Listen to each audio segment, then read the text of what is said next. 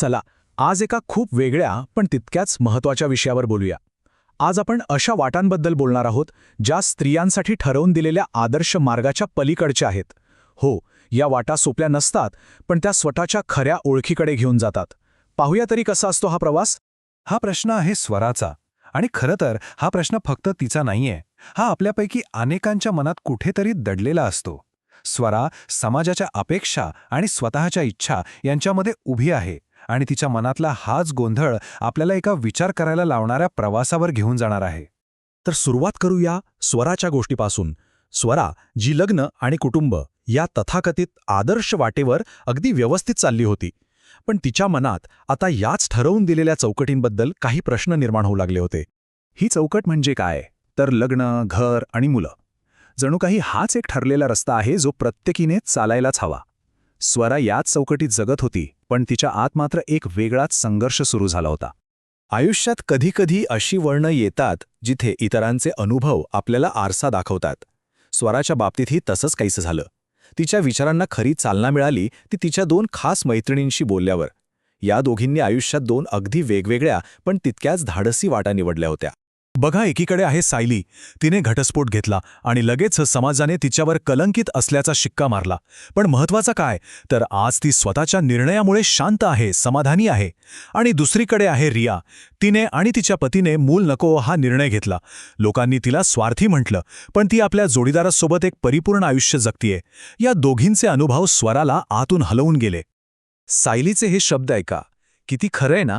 रोज घुसमटून जगण्यापेक्षा सन्मानाने एकटं राहणं तिने निवडलं. समाजाच्या टीकेला तोंड देऊन तिने स्वतःच्या मनःशांतीला महत्त्व दिलं. आणि तिचा हा निर्णय किती योग्य होता हे तिच्या आवाजातल्या शांततेतूनच कळतंय. आणि रिया, ती तर थेट त्या विचारसरणीलाच प्रश्न विचारते जी वर्षानुवर्षे आपल्यावर लादली गेलीय. स्त्रीचं आयुष्य म्हणजे फक्त आई होणं का? तिचा हा प्रश्न समाजाच्या त्या मानसिकतेवर बोट ठेवतो जिथे मुलांकडे एक गुंतवणूक म्हणून, म्हातारपणाची काठी म्हणून पाहिलं जातं.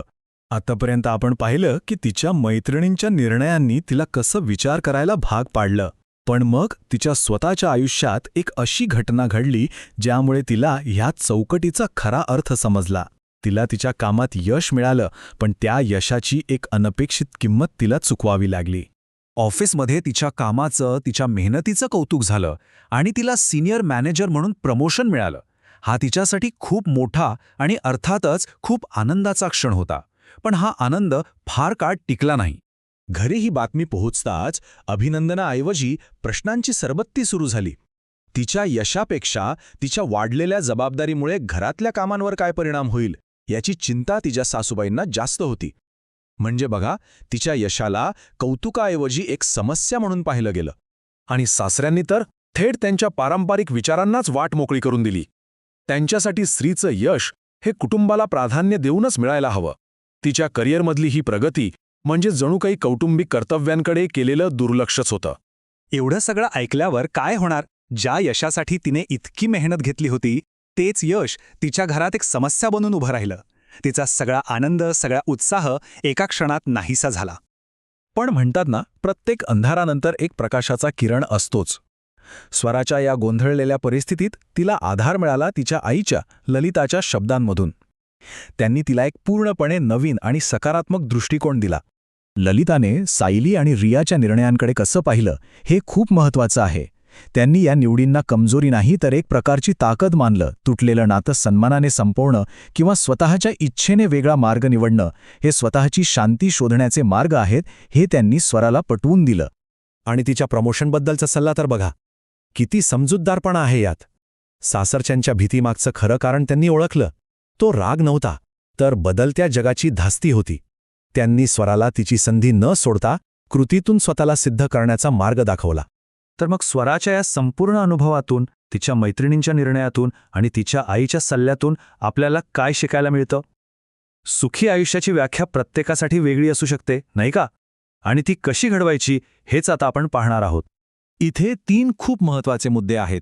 पहिला म्हणजे प्रत्येक निर्णयाचा आदर करायला शिकणं, मग तो लग्नाचा असो, घटस्फोटाचा असो किंवा अविवाहित राहण्याचा. दुसरा, स्त्रीत्वाची व्याख्या आई होण्यापुरती मर्यादित न ठेवणं. आणि तिसरा, जो सगळ्यात महत्त्वाचा आहे, तो म्हणजे इतरांशी तुलना करणं थांबवणं आणि स्वतःच्या मार्गावर आपलं सुख शोधणं. आणि जाता जाता एक विचार आपल्या सगळ्यांसाठी. आपल्या स्वातंत्र्यासाठी, आपल्या आनंदासाठी आपण कधी समाजाच्या ठरवलेल्या वाटेपेक्षा वेगळा मार्ग निवडण्याचं धाडस केलं आहे का? यावर नक्की विचार करा.